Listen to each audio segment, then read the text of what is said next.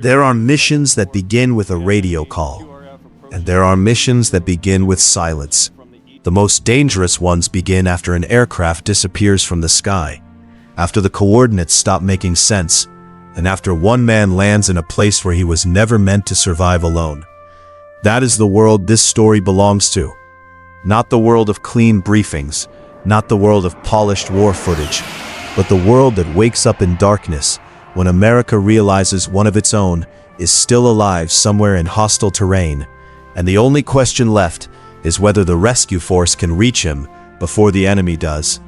In that world, the names that carry weight are always the same.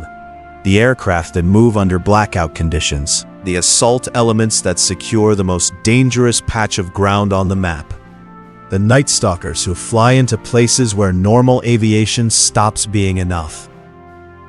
The shadow of forces people associate with names like SEAL Team 6, units built for the kind of objective that cannot be approached twice and may not forgive a single mistake. Before the public ever hears what happened, before the event becomes history, that machine is already turning. Engines are starting, routes are being shaped, crews are being briefed. Somewhere in the dark, the rescue has already begun. That is what makes deep recovery missions so different from the way people usually imagine them. They are not simple extractions, and they are not just raids with a humanitarian ending. They are layered operations built around one of the hardest problems in war. A living American is isolated behind enemy lines, and every minute that passes makes the rescue harder, the search larger, and the consequences of failure more severe. At the hard edge of that problem is the assault layer, the force that must be ready to dominate the objective if the pickup zone turns unstable, or if hostile forces close in before the extraction is complete. Behind that assault layer comes the aviation burden, and that is where the Night Stalkers of the 160th Special Operations Aviation Regiment become almost impossible to separate from the story. The 160th exists for the toughest missions in the harshest environments, and its crews are recognized specifically for their precision in night operations. They fly highly modified Blackhawks and Little Birds because missions like this are not won by simply arriving over the right grid square. They are won by getting there low, fast, and intact, under the worst possible conditions, and still having enough control left to bring everyone home.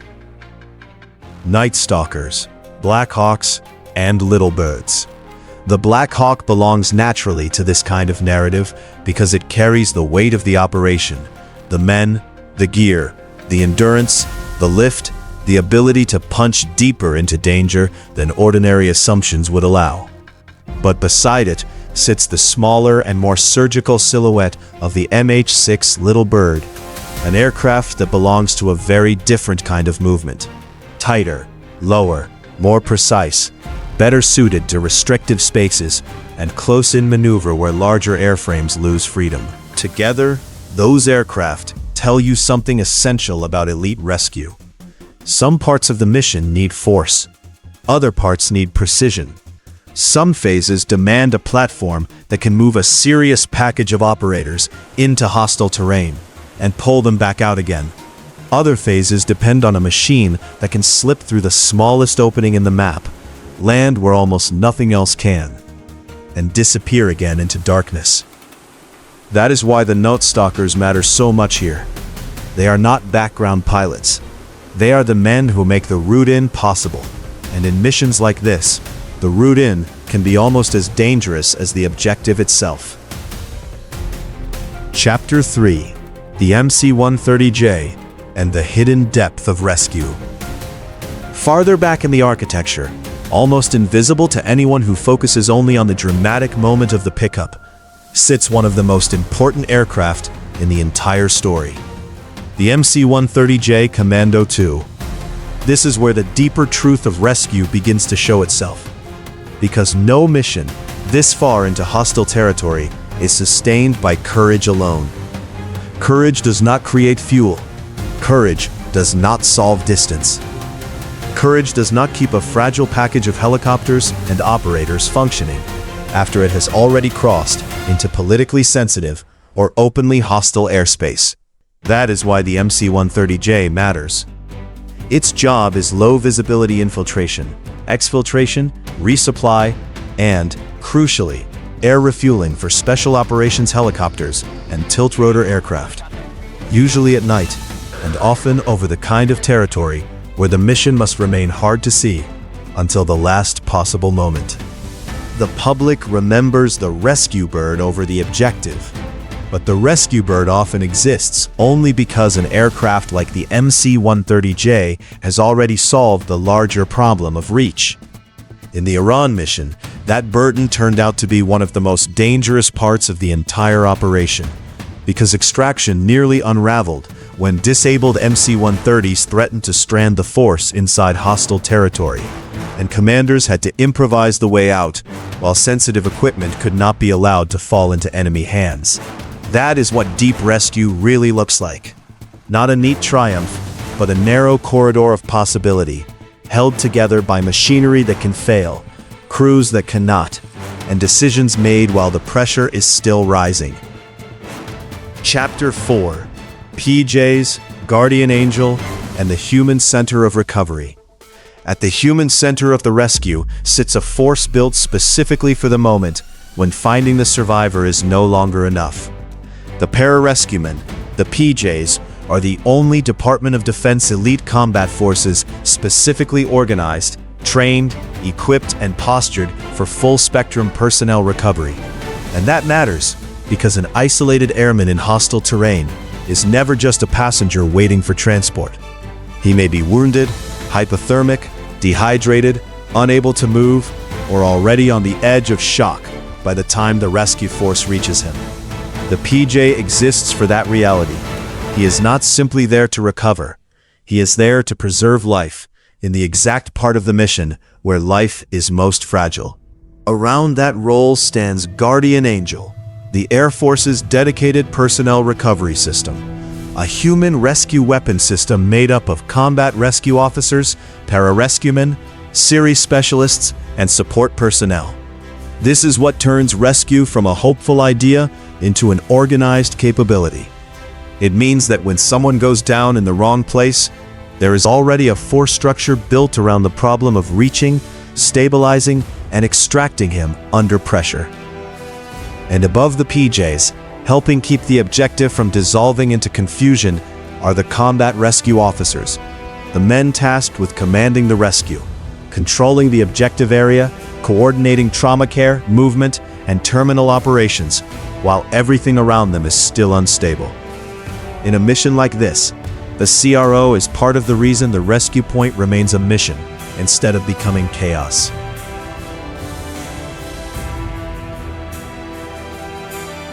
Chapter 5: The HH-60W and the Final Bridge to Survival. Then there is the helicopter that belongs most naturally to the darkest part of the rescue story. The HH-60W Jolly Green II. Its primary mission is to recover isolated personnel from hostile or denied territory, day or night, in adverse weather and across multiple threat environments, which makes it one of the clearest expressions of what American combat rescue is supposed to be. Once a rescue helicopter like that commits into the objective area, the invisible line has already been crossed. Planning is over. Distance is gone. The force is visible, vulnerable, and dependent on execution. That is why helicopters carry so much emotional weight in these operations. They are not just machines that land and depart. They are the final bridge between isolation and survival. And in a story already shaped by Night Stalkers, Blackhawks, and Little Birds, the HH-60W fits as the aircraft most closely tied to the core promise of recovery itself. No matter how hostile the territory, there will still be a platform built to go get the isolated man if the mission can still be done at all. Chapter 6: The F-15E goes down over Iran. Only after understanding all of that does the central crisis arrive with its full force. An American F-15E Strike Eagle is lost over Iran, and in the seconds after the aircraft goes down, the story stops belonging to the jet. It belongs to the men who had been inside it. A Strike Eagle carries 2 crew members, and that detail changes everything. One crew member had already been recovered. The second, a weapons systems officer, was still out there somewhere in Iranian terrain, injured, separated from the aircraft, and forced to do the one thing every isolated airman trains for and fears at the same time: survive alone until the rescue arrives. At the same time, an intelligence deception effort begins buying precious time by distorting the search picture around him. Because once a downed airman is known to be alive inside hostile territory, the situation immediately becomes bigger than the man himself. It becomes military, political, symbolic. The search for him is no longer just a search. It is a race between 2 systems moving toward the same human target for opposite reasons. One side wants to recover him. The other wants to capture him, display him, and turn his survival into its own form of victory. Chapter 7: Alone in the Mountains. The mountains make that kind of isolation worse in almost every possible way. They conceal the survivor, but they also trap him. They break line of sight, but they also break movement. Every ridgeline can become protection for 1 hour and exposure the next. Every valley can become either a temporary refuge or the route by which hostile forces begin to close the ring. For the stranded weapons systems officer, survival means something much less dramatic and much more punishing than most people imagine. It means staying hidden while injured. It means controlling panic. It means managing pain without treatment. It means trusting that people he cannot see are already moving toward him while hostile forces, local searches, and sheer bad luck move toward him from the other direction. This is the part of rescue that changes everything.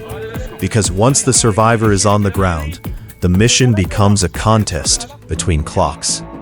The rescue force is racing against the terrain, the search, the injury, and its own limited window of access. The enemy is racing only to find him first. Chapter 8: The rescue package moves. What follows is not a single heroic dash into the mountains, but a layered movement in which every part of the rescue architecture carries its own burden. The assault layer secures the hardest ground and keeps the pickup from collapsing under pressure. The Night Stalkers and the wider rotorcraft package create the route in and the route out. The MC-130J extends the mission deep enough to make the recovery possible at all.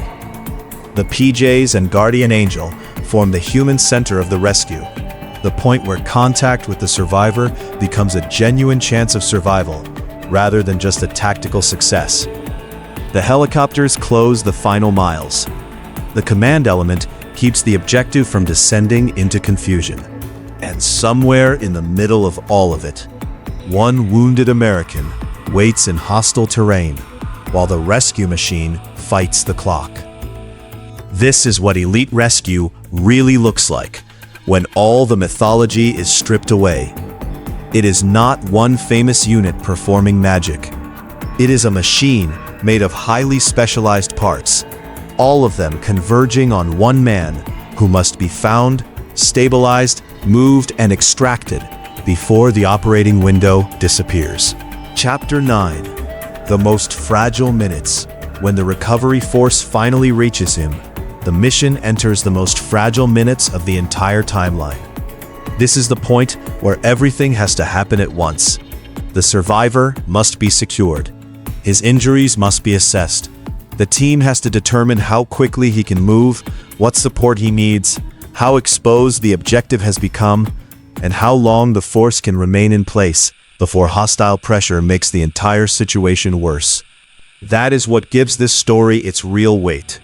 Not merely that an F-15E was lost in Iran, and not merely that the rescue involved elite units and specialist aircraft, but that the full logic of American recovery was brought to bear on a single human problem: The aura of SEAL Team 6 at the hard edge.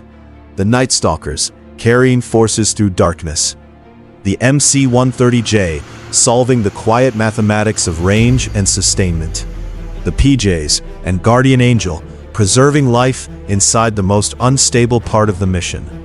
The HH-60W, the Blackhawks, and the Little Birds, forming the physical bridge between isolation and survival. None of them matter here as isolated symbols. They matter because together they form one answer to one brutal question. What happens when an American survives the crash, but the war is not finished with him yet? In Iran, the answer was not hesitation. It was movement in darkness, specialists descending rung by rung into danger, and a rescue machine built long before the crisis, now turning with full force around one wounded man in the mountains, until before the trap could fully close, it reached him first.